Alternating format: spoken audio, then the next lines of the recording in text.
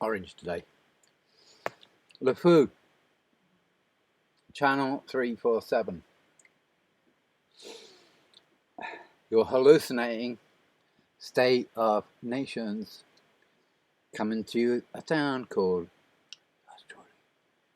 I call this this virtual reality. So it's a big one. This one. I mean, not this one, but the subject. And so it's never going to be told in one sitting, or if two or three or four. It's a never-ending sitting. I'm not standing. I'm sitting. It's cold. The winter's come, and I'm wet. So I only lit my fire today, so I'm kind of covered in blankets. So we know it's arrived.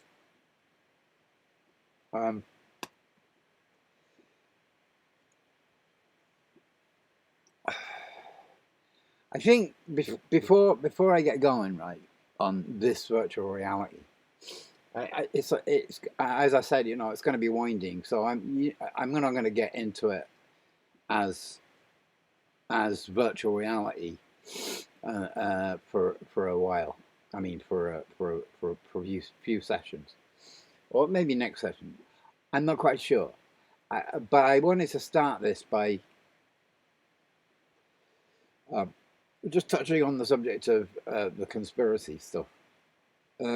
Excuse me, because it occurred to me that if you're really into conspiracy theory, it's two words, right? Which supposedly the CIA came up with to kind of, and then I told you it was broadcast on the news for years. So you got these trolls about who can't do anything else but go say, loony.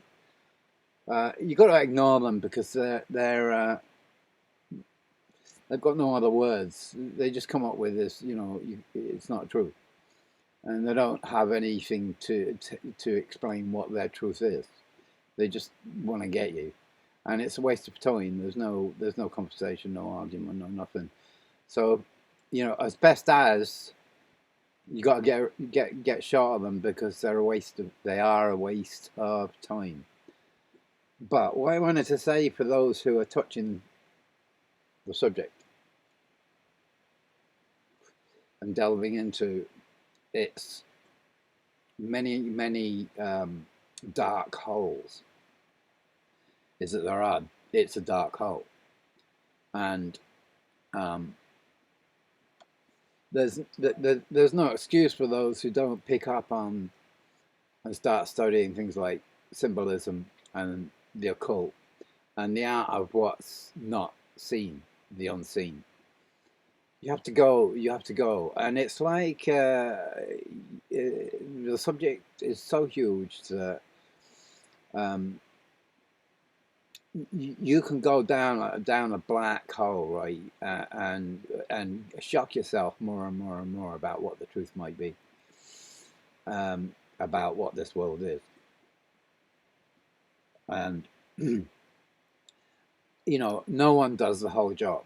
But there are some people that are worth listening to, and one of them I've mentioned before, Jordan Maxwell, because he does symbolism, right? He hits the symbol subject, and he's a worried man, but he's got a story that goes with it, and it's like he's been touched, obviously, and he's watched. He says he's watched, so but he's worth listening to because he's got the commercial. The symbolism of the commercial code down to a T, and like a lot of people, he takes it to Rome, and it's corporate. It's a corporate hierarchy, which is in your face because every business is a corporation of some kind or another with a hierarchy, and that's the nature of everything, really. You have a top man, you have two or three maybe, and they know what's going on. The rest, they're all working for them. Well, you know, it's the same with everything. So it's like whoever thought that three people wouldn't keep secrets from the rest of their crew is an idiot, basically. But what I wanted to say was, so you're going to hit the subjects of symbol, and you have to study these things because there's no way you're going to kind of get to understand anything unless you do.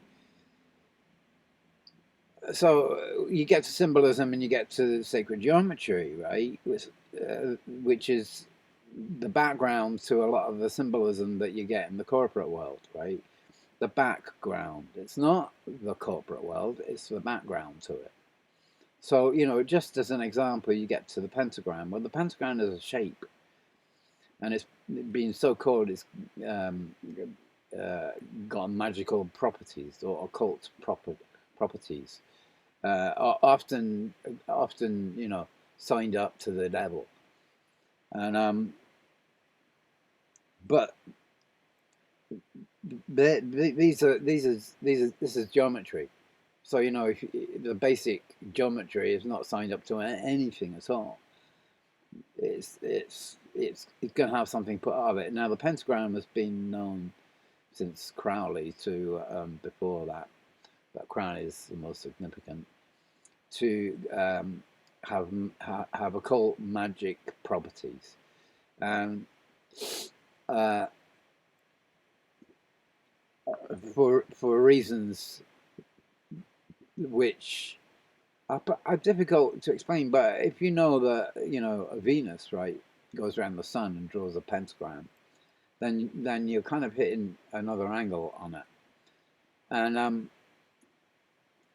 I would suggest that the pentagram can be used for all sorts of things, good, bad, whatever you like, whatever your angle or direction is, black, white, it doesn't matter. It can be used. Personally, um, I got into the pentagram years and years ago. You know, I'm talking 15, which is when I've said before the button got pressed for me, and I used it in a meditative. I used it in meditation to, along with a circle, to create a space that of protection. Um, and I put nothing more on it than that. Our bodies are the flesh, the outward appearance of in this material world of much more than that. We've got two other bodies on the scene, right? Astral and the etheric. And if you want protection, I would get serious with some form of meditation where you concentrate on that symbol. I found it myself. I can't explain it. It's my own way.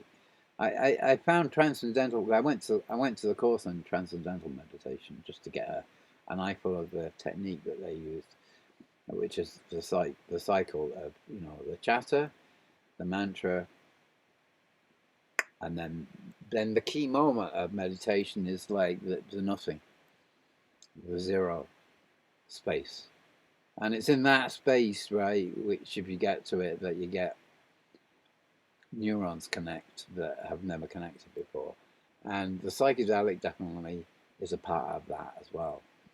You know, don't ignore anything. It's like they're all important. So, you know, in fact, the psychedelic. This is why I do believe in a lot of things that Terence McKenna said, and he wasn't pushing the psychedelic as a party animal. He was pushing it as something to discover yourself. So you know, his line was often, you know, go into a dark room and overdose. You can't die from psychedelics. It's impossible.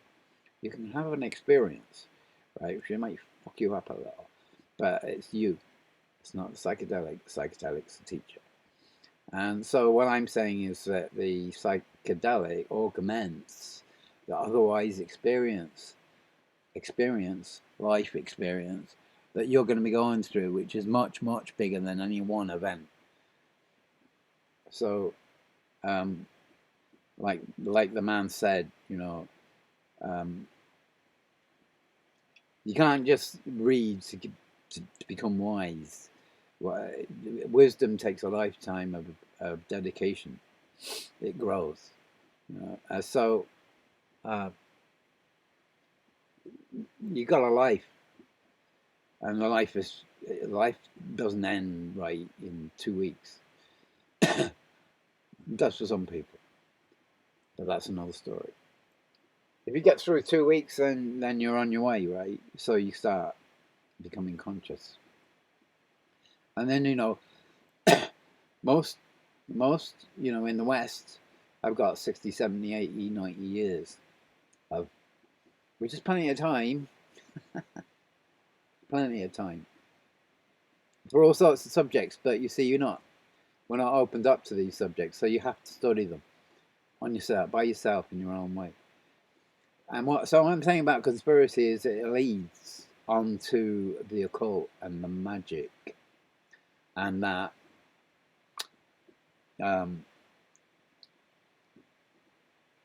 there's a war. This world is superficial in that there's the subjects are up for discussion on the surface. The war, right? And the idea with like shamanism, as you know, and the study of something that might be called conspiracy theory. It's not a brilliant term. We might come up with something else sometime, but this one's been hammered to death, and it's got such a sad little fucking story to it. um, but it's a click hour, and it's a good time because I think a lot of people might be waking up to something going on right now. They're kind of beginning. Well, if you haven't seen what's going on in Victoria, Melbourne, Victoria, then you're not listening to the regime, which is not just in Melbourne, Victoria. It's just planned in certain places, and there are certain parts of Britain which are getting highlighted. I noticed Newcastle being one of them today or yesterday when they announced that hundreds and hundreds of COVID cases have been discovered in Northumbria University, which is funny because that's where I went. That's my fine art course. It's not the same course as it was when I went, but it's the same place. So I lived in Newcastle for 15 years, so it's kind of interesting that what they're doing is they're going for pockets. Now all the figures coming out for COVID are all made up. The reality in all this is just so bizarre, it's unreal. And the problem is people believe what they're told, and they believe the mainstream, and they won't listen to what's outside the mainstream because in Belgium, physicians and doctors have come out with letters to the government complaining about the regime that's beginning to take over, and in Britain too, the same things happen. There was a letter sent to Parliament last week by I can't remember how many, but lots of doctors who, you know, they're all worried, right? Because they're going to lose their jobs if they kind of go against the word from the government. So anyway, I told you it's going to be a big subject. It's winding, along and winding. You get on to something else, right? That what you're meant to do is kind of go over this wall of what you can and can't talk about, and in yourself, you've got to start studying those things which are considered either an impossible, unseen, magic, or whatever. You have to go down this route, and you kind of get to a place at some point where you might have been thinking about religion at some point, where you're going to go over the wall of religion, because there's plenty of people in the past who kind of done it. And so, coming back to Jordan Maxwell, I would recommend one of his proteges, Tazarian, as well, because he's done a lot of work in this area, and his main angle, right, is to take you back to 200, 300 years in Europe, and look at some of the most some of the writers who touched the subject of the occult or the unseen or the paradoxes of life in a lot of detail, like Whitehead. Um, there's plenty more.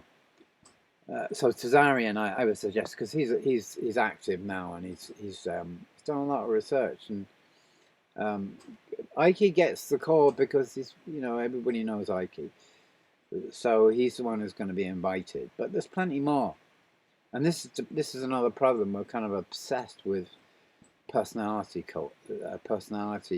We've got personality complexes, so we're looking to the heroes all the time. When we're all heroes if you want to kind of step up to the mark, and but you have to find your own way because it's your own story. And this is one of the secrets: is we're all sent here. And I want to come up. This is part of the virtual, right? Because we're sent here. And your job isn't to worry about how you're going to make the money to write the book. Your job is just to get on with what you're doing, and let the person who sent you here worry about how the money's going to come up. Yeah, we live in a world of money. There's no doubt. So we have to kind of contend with this financing of the projects. Well, I got plenty coming, but my time isn't quite here yet. But I've got a background that will fit right into the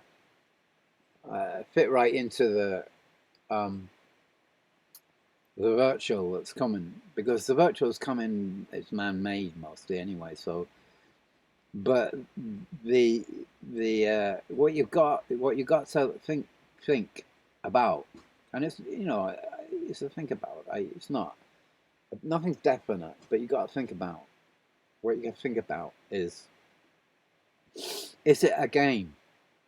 Is the whole thing a game? A play? Is your body just a, a skin in a virtual game, a slightly more complex than the one that man's developing now, which will develop? You put your glasses on, you're going to enter another world, right? And with a chip, right, which is coming too, I advise against it, but with a chip, it's coming too. What you're going to tap into with the chip is the sense of actually being there, because it'll just tap into all the body, right?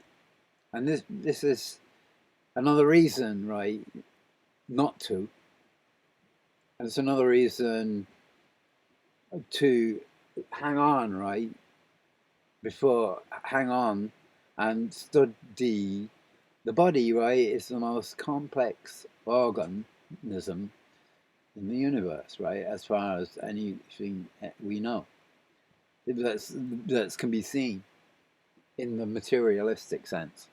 It's here now, the body, mind, body, and it's the most complex. It's a machine. Okay, so it's a kind of complex machine, very, and what you should begin to kind of understand with what we've already got before man turned up to try and build a template over the top of it, which is doing. And this is why I kind of don't agree with everything Terence McKenna said, because he was actually very anti-conspiracy, and not for a bad reason. I think he had a point, but because his point was concerning he described the world in two forms. One was a world of habit, and the other a world of novelty. And man goes through these phases of being incredibly novel, inventing all sorts of things, coming up with ideas, and then forming habits around them. and he describes, and I don't quite. He described, sheldrake's morphogenetic field in the terms of it being related to the habit. Now, well, the habit. What's the habit? It's many things. It's not necessarily all. Oh, there's good habits, right? There's a good habit. There was a band called Good Habit, actually, who I saw in Crawley back in the day, and they were an excellent band. Um, I hadn't found much of their music. It's like there was one album. So I can't. Let's move. I like move. We got to move the camera every now and again. It gets. And this is why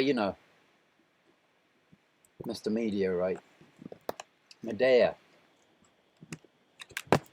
Um, habits. What was I saying? Habits. I lost my plot. Um, I lost my plot. I lost my plot. There it goes. Look. Um. Oh, I got a problem. Call this part one, right? I'm gonna I might do another one tonight, but probably more than likely not. Um, but I'll pick up, right? Because anyway, virtual, yeah. You gotta ask the question, right? We're all machines, right? And it's like the mind. Oh yeah, right. I'm gonna end it right because I can put my Jenny back on. My batteries, my boat batteries are low. I need some new ones. I'm letting them worry about. I'm letting my maker worry about the financing of the new ones before I get. My time has come, and virtual reality is true. So what I'm saying about to end it is, I've lost that too. I like losing things. Losing is good. You got to lose things and not worry about them. Um,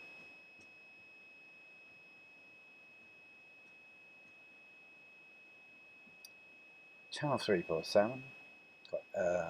On the way out. What was I saying? Um, I'll come back to that. Yeah, I'll do a pickup, right? You'll get plenty of this. It's kind of going to go on. Yeah,